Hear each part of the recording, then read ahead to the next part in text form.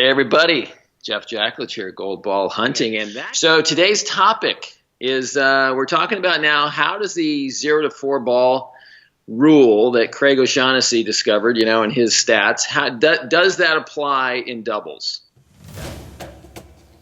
So the big question is this: how are tennis players like us who never played in the tour, weren't incredible juniors, or maybe got a late start to the game, how do we consistently compete at our highest skill level without having to grind through endless hours of on-court practice time and still be in the hunt for victory match after match?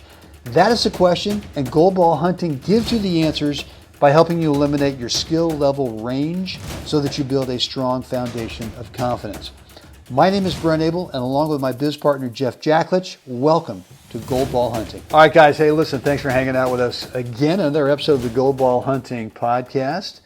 And I think that's a great topic that we've not talked about before. We've talked about how the 0 to 4 thing, Craig O'Shaughnessy, what the percentages are for singles, but we're going to work it in doubles today. And I think you guys might be, maybe not, but a little surprised as to what we feel that the real numbers are in doubles for the 0 to 4. Before we get to it, guys, a couple things is, number one, if you're looking for if you're in the Bay Area, San Francisco Bay Area, this winter, spring, late fall, this winter, and early spring, you want to get in the court with that dude over there, the great Jeff Jacklich, you're going to have an opportunity to do so in 2 locations in the San Francisco Bay Area. One's in the East Bay, Lafayette, California area, a little bit east of San Francisco and Berkeley, and the other one's in the North Bay up in the Napa Valley area. Jeff's got a couple private courts set up where he's going to be doing some great teaching and coaching. The way to get on the court with Jeff is to send an email, let us know, at goldballhunting.com. You can also find Jeff over at Facebook at just search for Jeff Jacklich, and you will find the young man over there as well. The other thing, Jeff, is we're offering a free private coaching call. Telephone, the 3 of us. And it's only 10, 12, 15 minutes, however long Jeff decides to talk. We'll expand it from 10 to 15. Because sometimes it's like, Jeff, I think we gotta put an end to this one. Anyway, just loves to teach. That man just loves to teach. That's all I can tell you. But the way to get on the coaching call, again, I mentioned, it was free. It's private. Go over to goldballhunting.com, drop in the first name and email address. Click the button. You'll get access to our online calendar scheduler where you get to pick a date and time that works best for you for this call. And again, all we ask is bring one thing to the call, right? Just bring one thing. We can talk about technique. We can talk about tactics and strategies. Mental. Reducing that skill level range is kind of like the big deal. And then physical, what's going on fitness-wise, maybe we need to kind of get you right on that. And then if you're on our email list already, guys, there is in every email you receive from us, there's a little section in there that says, here it is, free coaching call. Click. Whoop, I just spit on my computer, sorry. Click and there you go. So excited. I'm so pumped up. Yeah.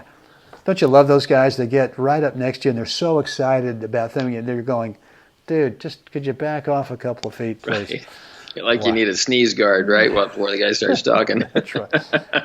All right, Jeff, let's get into it today. And this is actually a follow-up question from Randy. From Randy, who we talked about yesterday.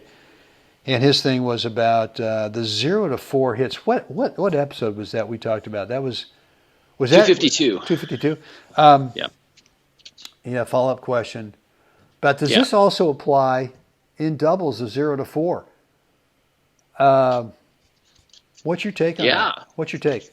Take is absolutely, and in dubs, it's a little bit more intense actually because you don't have the same margins that you do in singles. Singles, we're still looking. Most 70% of points are over in 0 to 4 hits. But you got some bigger margins in singles, to work with. In dubs, there's a guy standing there at the net, and so the margins you have to work with are a little narrower, and so things get intense much faster. But in the 0 to 4, the actual numbers flush out that there's actually a little bit higher percentage than 70%, primarily because you do have this person standing at the net with a racket in their hand, right, who's already there, and so it is. It's there without a doubt. That rule applies. And this is where the rubber really meets the road, owning your first two shots, meaning your first serve and first volley, or first serve and first ground stroke, return and first volley, or return and first groundy.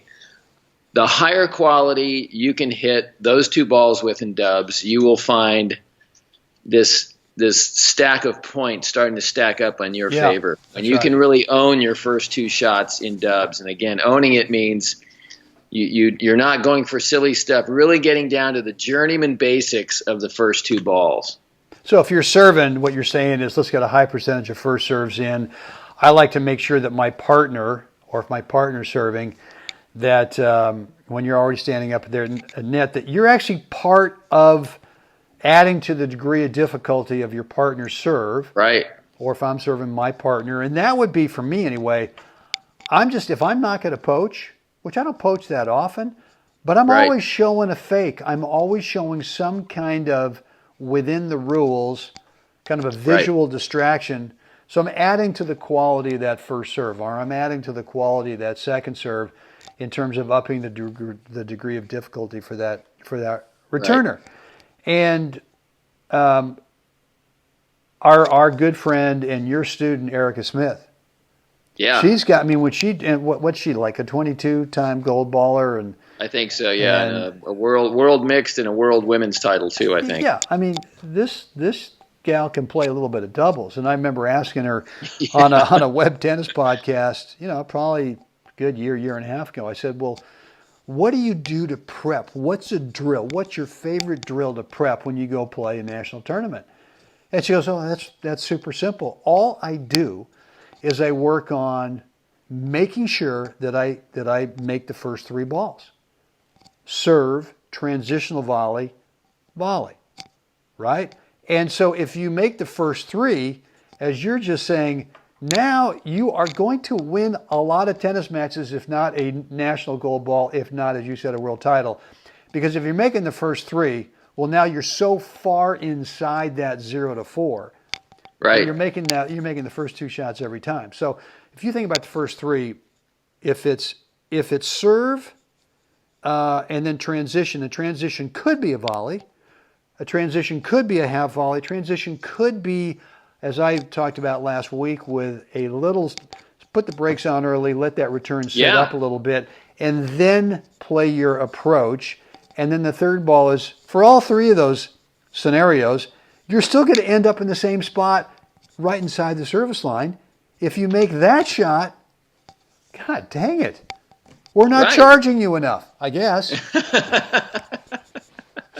So, but that's really it though. Is that I think players in general don't really get how important having the highest quality of your first serve and your return and that first ball after that, hitting the highest quality two balls in a row, how the ripples in the water from that, the shock wave that's created from that even when they do make the third ball, that you have something that's really beautiful to work with, or you or your partner is just standing there looking like a god or goddess at the net because you just keep grinding those first two balls out, and they're just standing there like at the buffet line. It just says, yeah, this is just the greatest thing since sliced bread, So that's right. The fallout from that is just huge. And here's the thing, you have to be comfortable with not looking for the exit. You have to be comfortable with, making the other guys touch the ball and making them produce their highest quality. Can you put them in a position where you are consistently asking for their best? And that's when you start to crack the shell and you crack the armor of your opponent. Can I get them to look for the exit first? Yeah, no question. That's the marker right there. When you start to do that, you'll notice it, and that's just a great place to be in a match. When I can get my opponent to start to look for the exit first, I know I'm starting to really get under his skin a little bit, Well, look, and really, what are we talking about here? If we really kind of simplify it, it's basically, unless you've got the mad poacher up there, and what I just talked about is, look, I'm not doing anything more than just fake poaching a lot, which is trying to visually distract to try to lessen the quality. I don't care if they go back cross court, but I want an easier ball for my partner by throwing in the fake. But if you've got the mad poacher, then you know what?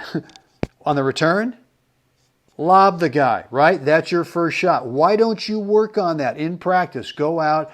Erica Smith, I know, does this, right? She has someone, she'll go return a serve cross court for 10 balls. She'll go return a serve lob up the line for 10 balls. She might take a forehand and just drive it right at the server's partner for 10 balls. Not trying to hit a winner, but trying to go right at the partner. No, so let's test them. If they want to go, then look. And if they go and I go right where they were, I think we're going to win the point. Right? If they don't go, I've tied up stroke technique. Right? If you try to go up the alley, you might be going out to the wing where now it's a perfect volley for the guy. So don't be thinking winner. Right. But the mad poacher is not a problem if you know if you feel that you're in charge. If you feel and if anyone tells me, but Brent, lobbing's so wimpy. What? Stop it. Stop it right now. It's not. Listen, we're problem solving. That's all we're doing. It's just is this problem solving, or I just need the person to stay home for another few returns. Right. That's all. That's right. And then the other assessment too that along that way is the person who's being active, how good of a volleyer are they? Are they really actually doing the damage that you think they're doing, or is just the activity giving you, the smoke? Is it smoke and mirrors? Right. So I am very acutely aware of how good a volleyer my opponents are at the net, because I will go ahead and go right at the guy if he doesn't really know how to haul the freight on the volley, and know that I'm going to get something great to work with on the next ball. So I don't fear him putting the ball away, because I kind of know he's not that secure up there anyway. He's acting like it, but I've seen what he can do so far. We're deep into the first set maybe, and I go, okay. Well, look, that gets back to the whole topic of this thing that Randy asked. Does 0 to 4 apply to doubles? If you make returns, right, that's the second shot of the point. If you make the return, you know what? Yeah. You've just upped the possibilities that you're going to win the point. Now, look, if the server then handles your return and gets it back to you, well, the serving team has just upped the possibilities. They're going to win the 0 to 4. Right. But if you're the returner and you can handle shot number 4, all bets are off. Right. Man. All bets are off. The key to that is you got shot number 4. 0 to 4 is not about, I should look for the exit now. No. It means you need to haul the freight and make them touch the ball again. That's right. That's what that means. Just start a brand new 0 to 4. Yeah. Make them touch the ball again. Right. Good. All right, Randy. Hope this has answered your question. Again, man, thank you so much for actually spending the time to at YouTube to leave a comment, leave a question, because how else are we going to know what's on your guys' minds? Jeff, I know, looks like the Swami over there. He looks like he could, with a crystal ball, he could read what's on your mind. He's way smarter than I am. I have no idea. I just respond to you. You ask me a question, I go, oh, okay. Well, here's what's helped me. Here's what I've done. But being that perceptive is not my skill level. So, Jeff, where are we? Listen, let's go ahead and just mention the free coaching call one more time. Private free coaching call. 10, 12, 15 minute, whatever it takes. But you got to bring only one thing to the call. If you bring a whole laundry list, we're just going to glaze over and go, I don't know where to start, dude. So bring one thing. And I'll tell you, bringing one thing to a call really helps narrow down in your mind, you know what, if I could solve this one thing, maybe all the other little things I've got out there, this could be the big domino that knocks them all down. Yeah. Makes the other ones irrelevant. So figure out what's that one thing. Technique, could be tactics, could be mental, could be physical, whatever it is. Bring it to the free private coaching call, just the three of us, and let's see if Jeff and I can't help get you on the path to getting that result you want. Could be singles and or doubles. Go over to goalballhunting.com, drop in a first name and email address, click the button. Yeah. And you'll get access to our online calendar. Scheduler, Jeffrey. Oh boy, the 7 things. Dun, dun, dun, dun.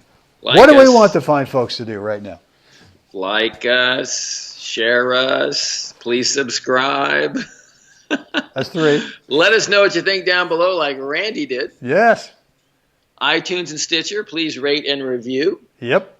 And since you're at your computer right now, or you're on your phone right now, right, grab the link, send it to a friend that you think this might help their tennis. What is the link? Just goldballhunting.com, of course. Oh, okay. All right. I just want to check to make sure in case there's any confusion out there. No, we want to reduce the confusion and friction. Oh, find us. Nice. We're easy to find. Good. All right, guys. Thanks again for hanging out with us again today. With that, get out there. Help someone else have a spectacular day. Jeff, we're going to do this again tomorrow. I can't wait.